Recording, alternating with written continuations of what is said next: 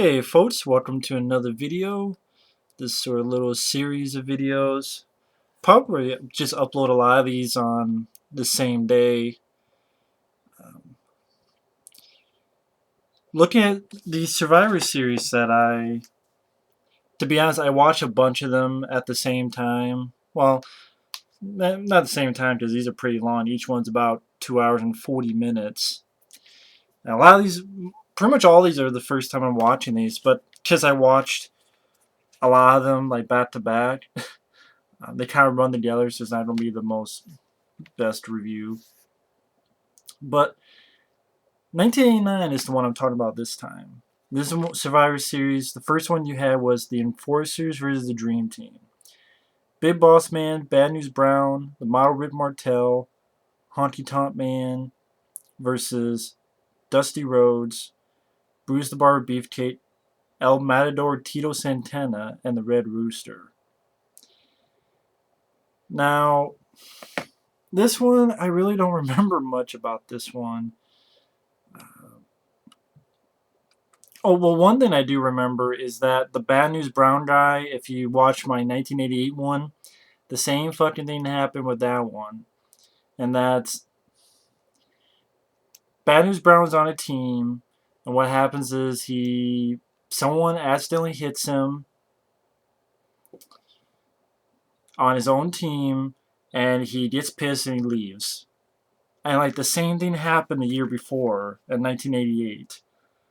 So like the two times I see him on Survivor Series, he does the same fucking thing.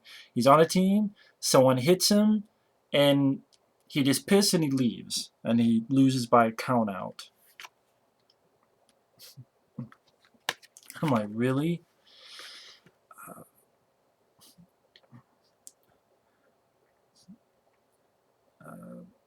I'm trying to remember the rest of it. It's like, this really is a blur, this one.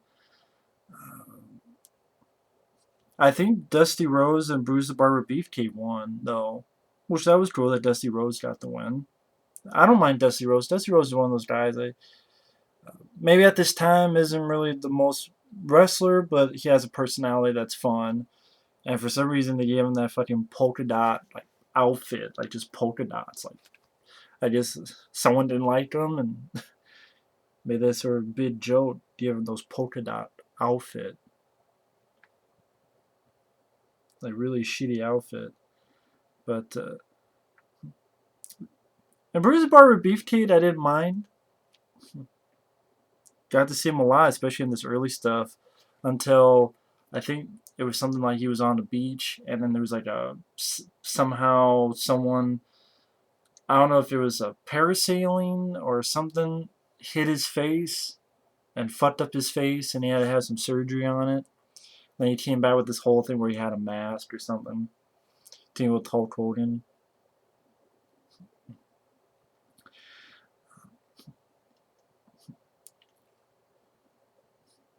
I'm trying to remember. Yeah, it really is a blur, so I don't remember too much about it, except being okay. But Tito Santana and Red Rooster, and this is the I don't know. Tito Santana never did anything for me. I know someone mentioned on our comment, now that I'm doing this on a different day, that Tito Santana was pretty good back in the day. I didn't see those once before this time period, so maybe that's the case. But Tito Santana just didn't really do much for me other than saying Arriba. I'm like, I don't care. I don't know, just Shawn Moon interviews Big Boss Man and Slick, the manager, after the match. Gene Okerlund interviews the 4x4s. Then King's Court versus the 4x4s. Macho Man, Randy Savage, Grade the Hammer Valentine, Dino Bravo, and Earthquake versus Hacksaw Jim Duggan, Bret the Hitman Hart, Ronnie Garvin, and Hercules. Now, I didn't know who the fuck Ronnie Garvin was. And it's such a weird team. Like, why is Bret Hart on this team? Like, so weird. Like, he's on a team with Hacksaw Jim Duggan, Hercules, and Ronnie Garvin. And you have Bret the Hitman Hart. It just seems really out of place in that kind of team. It seems pretty out of place.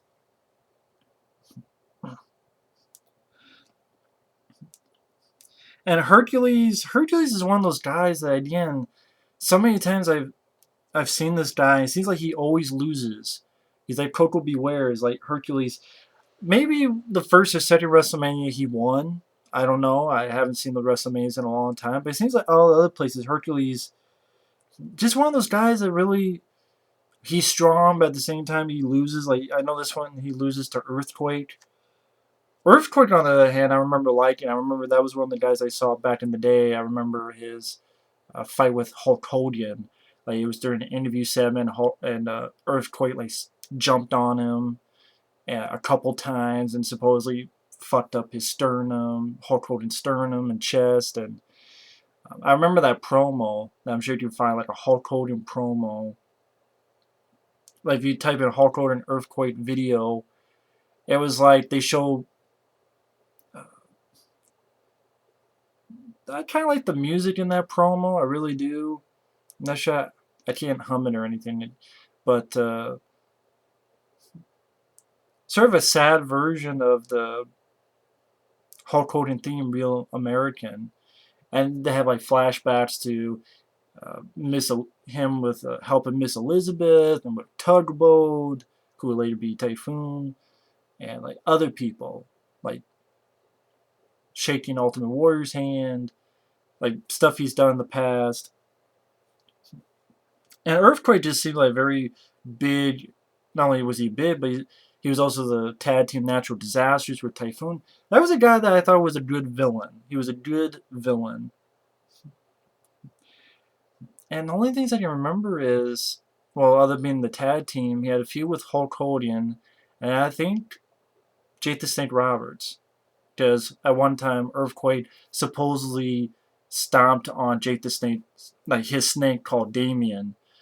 But from what I understand, like Jake the Snake had put the bag underneath, and then in real life he had another bag, and like someone took the other bag that didn't have the snake in it. They just had a mechanism. So when Earthquake stomped on it, he wasn't really killing the snake. He was just stomped on some mechanism that wiggled in the bag, and just Jake the Snake acting.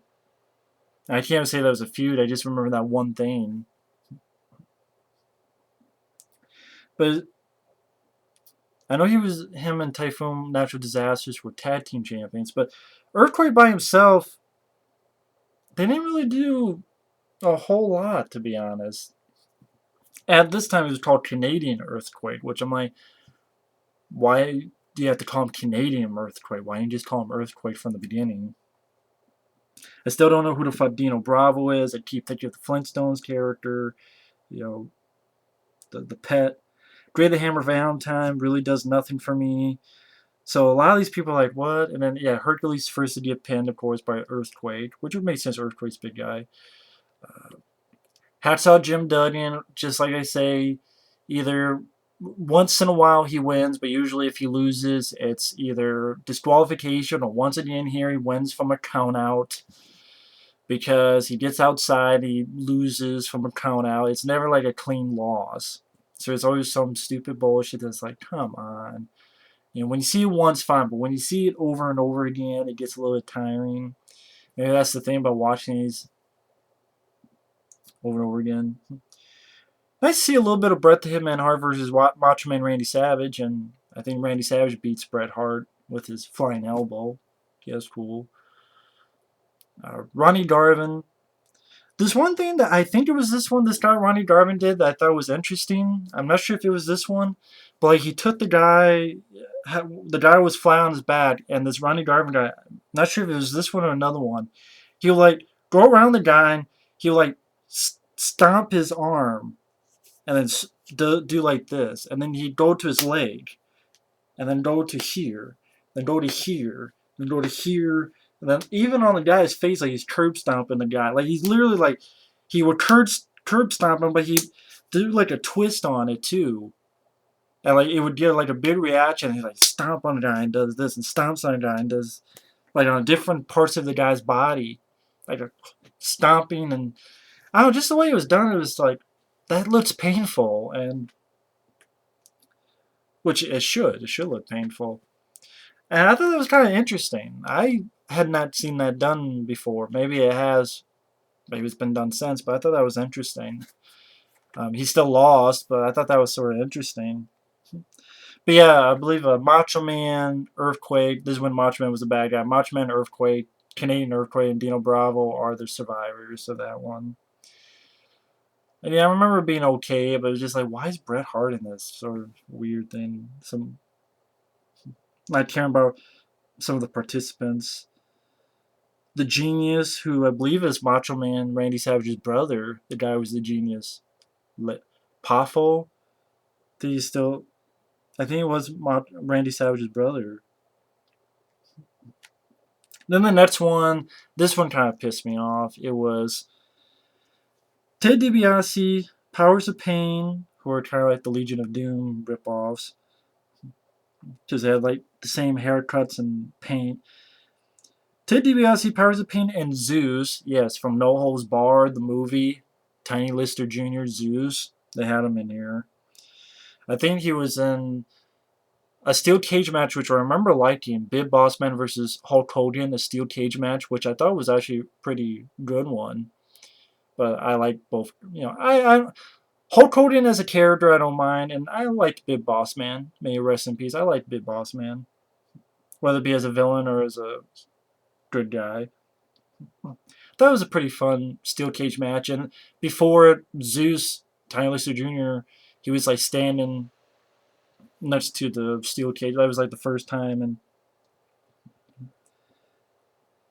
I know later on you had like Macho Man and Zeus versus Bruce Beefcake and Hulk Hogan in a No Holds Barred, the movie, the match, where they showed the movie on pay per view, and then they had this one match because the movie fucking flopped. No one went to see it, and no one gave a shit. So it was like, shit, we gotta make some money from this. So let's put it on pay per view. So they gotta pay for the movie, and let's not do too much. So we'll make a match of it and get some money from that too. But No Holds Barred sucked. And this like Zeus, the presence, okay, Tiny Lister Jr., but at the same time, he had this unibrow, which is laughable. The unibrow just makes it funny, and granted, he had like a energy, like but don't have the fucking unibrow. It makes me think of Unibrow Baby from The Simpsons, a black unibrow baby. And Zeus, he gets like disqualified in a couple minutes because he's choking on Hulk Hogan. He won't let go, and he's the first to let go, and he can't wrestle. That's why he can't wrestle. He can't do anything. Mainly just stands there and chokes people. So it's just a big thing for their fucking stupid ass movie, which I thought was a piece of shit. And I actually ranted on it. The review should still be up, or rant, I should say.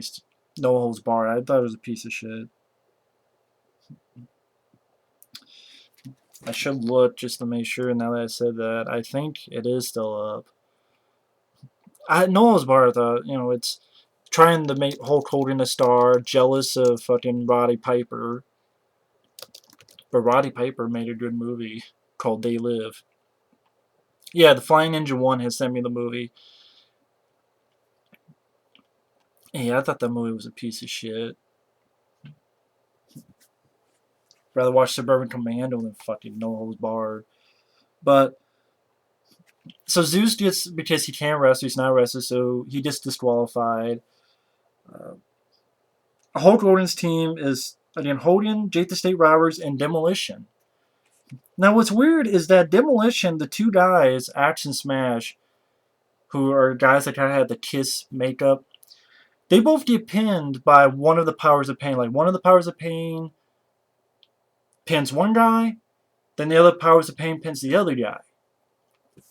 But so you can have them lose 1, 2, 3, but these Power of Pain guys, they don't lose. Well, they do, but it's from disqualification because they're double teaming a Hulk Hogan, which I'm like, well, wait a minute, isn't one of these guys the legal man? So would only one of them get disqualified because the other's doing his job, which is trying to, like, he's the legal man in, but. And you can't pin these guys 1, 2, 3. Like Jake the Snake Roberts, I like Jake the Snake Roberts. They give him nothing to do. He does a couple little things, but then he doesn't get to pin anybody. Doesn't really get to do anything. He gets it because Virgil, which was Ted DiBiase's bodyguard, is interfering.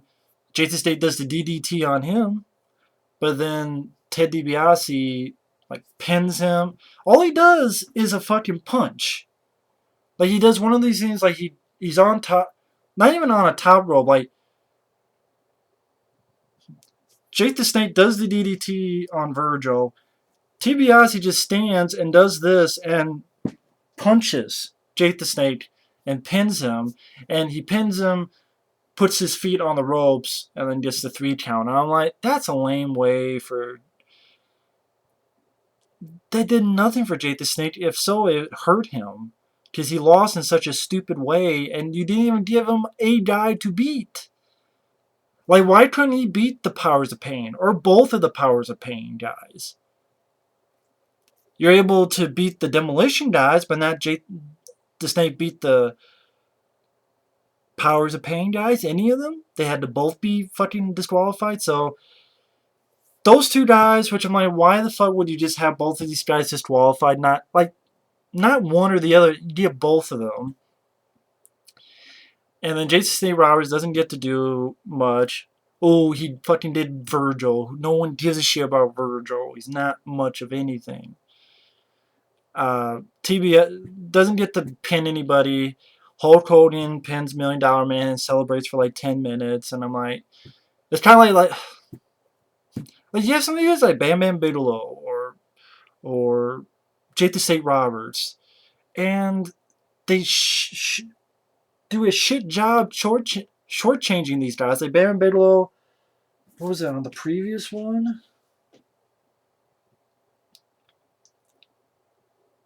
No, it was the 1987 one.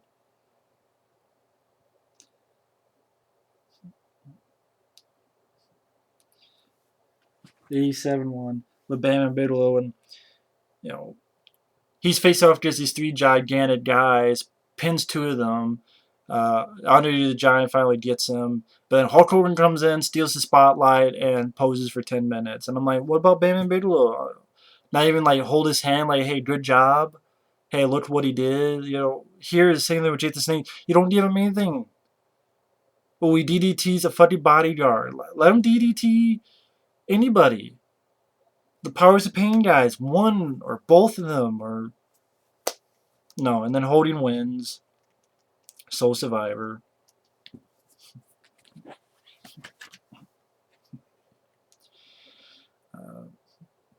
Then a bunch of interviews. Interview with Macho Man and Zeus. Interview with Hulk Hogan and Bruce Beefcake. Interview team that's coming up. The Rude Brood versus Rowdy's Rowdies.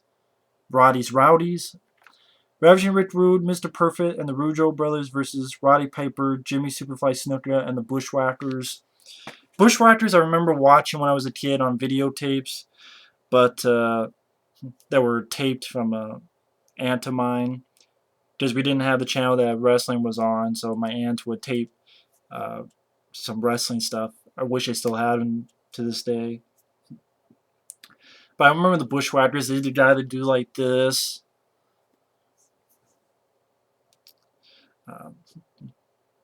I guess fans were liked them, but these guys didn't do much in the ring. I doubt they were ever champions, and they lost a lot, especially on this. Like these tag teams didn't get to do a lot because, like the Rougeau brothers, they get pinned. Which I like Roddy Piper, so that's fine. Roddy Piper gets one, and I think Jimmy Snuka gets another, which was cool to watch. And then the other tag team, the Bushwhackers, they get pinned pretty easily. Mr. Perfect gets one. I think Rick Rude gets the other. Which is weird when you think of the fact they are tag teams, so you would think they'd be better in tag team matches. But the tag teams are the ones that get kicked out first. I'm like, well, fuck, But it's okay, Roddy Piper's still in there, Jimmy Snuka, which Jimmy Superfly Snuka, I'm not sure about that guy. Because I remember hearing a story that there was a woman who was in his hotel room or something, and she died. And then it was mysterious. And it was in like Snooker's hotel room or something. And then like doctors looked at it and said that she had trauma to the head.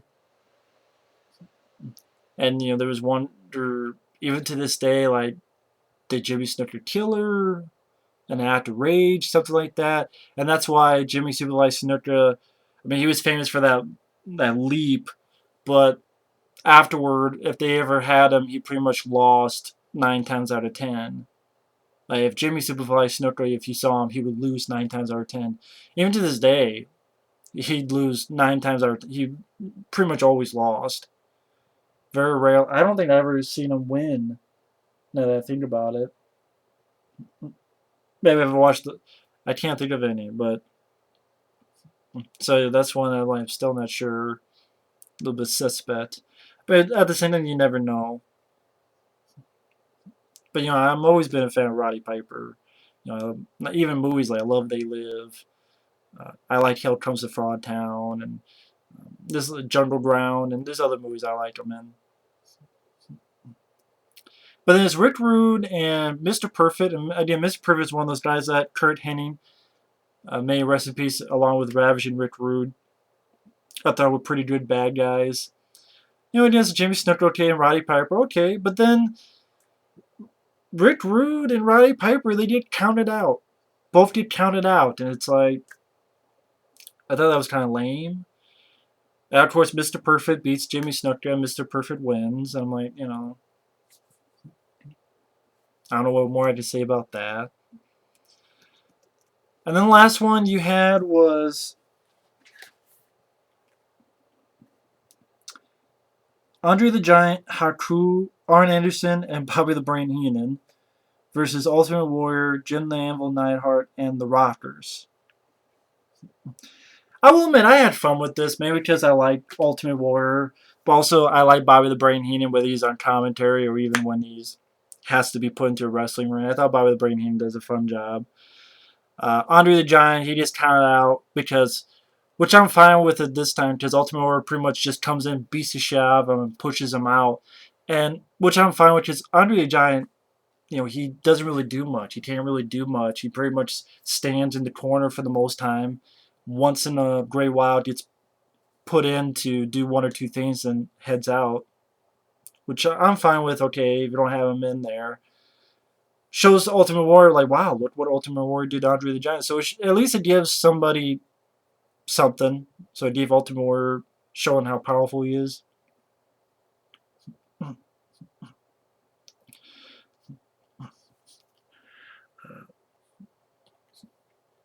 The Rockers, again, Marty Jannetty and Shawn Michaels are a really good tag team, but for some reason they lost a lot. I'm trying to think of matches that they won in these pay-per-views, and even here, like, you had them beating up on Martin Jannetty, and then to add insult to injury, you tag in Bobby the Brain Heenan, who pins Martin Jannetty, and then gets out again.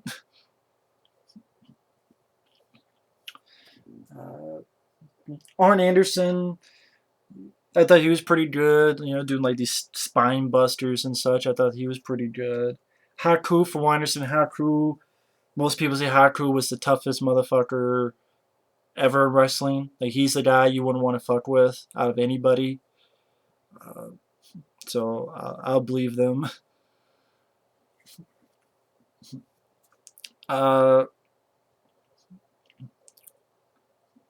I think Shawn Michaels did get Haku, so at least Shawn Michaels got to do some stuff. But and Ultimate Warrior, he got to pin Arn Anderson, and then got to have fun fucking with Bobby the Brain Heenan. And Ultimate Warrior won, and I don't know, I had fun with it. I know this isn't much of a review because I'm pretty much just telling you what the matches were, but like I said, I watch a lot of these back to back, and this is the first time I've seen them, so it's not going to be It's pretty much just telling you what was on Survivor Series in 1989. These are the people involved. So there's not really much a review as just a look over, a look back, or whatever. And didn't mind the commentary. I think Jesse Ventura was still around here, and you had Gorilla Monsoon. Didn't mind the commentary from them. And overall, some of them I don't remember. And some of them that I do remember, I remember being decent, except for the Hulk Hogan one. That one, I don't know, a lot of these Survivor Series with Hulk Hogan kind of turn me off now. I don't know why, like, Ultimate Warrior for some reason doesn't bother me too much. But Hulk Hogan, like, just with Bam and Bigelow, like, lead him along and then, oh, get out. Now it's Hulk Hogan's turn. He's out already. He needs to pose for 10 minutes. And then, same thing with this one. It's like Jake the Snake Roberts, you don't give him anything to do at all. Why? Like, you don't, I mean, like, have anyone to pin anyone. Oh, he DDT's a fucking bodyguard that no one gives a shit about. The first one, more I think about it, I remember being okay with Dusty Rhodes, and there's just a lot of forgettable people. Like, I don't give a fuck about the Red Rooster. Red Rooster. Bad News Brown, of course, leaves again, second time in a row. But I don't mind the Mile Rip Martel as a bad guy. Honky Tonk Man, I've never cared for. Big Boss Man, I like as a bad guy. So that was one that, when I think about more as I'm talking this, I liked okay. The 4x4s, just, it was cool to see Earthquake because I liked Earthquake as a bad guy, and Macho Man, of course. But hats out Jim Duggan. Once in a while, I see him win, and if not, it's either disqualification or count out. Pretty much the same shit. Bret the Hitman Hart is just so weird to see him in that match with Hassel Jim Duggan, Ronnie Garvin, and Hercules on his team. Just sort of a weird team up. They said the Hulk Hogan one pissed me off. Roddy Piper won.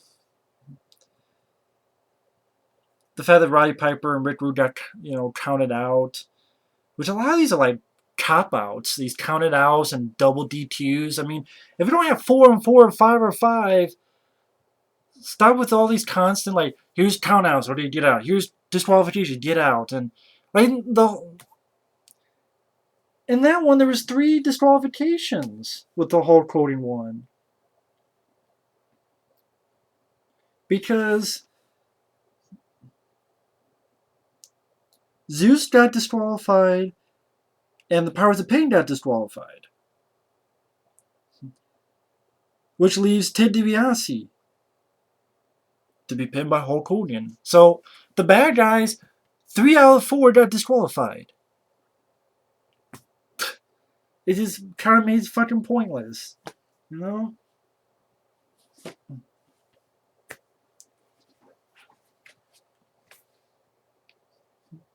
That's kind of the shit that's like, really?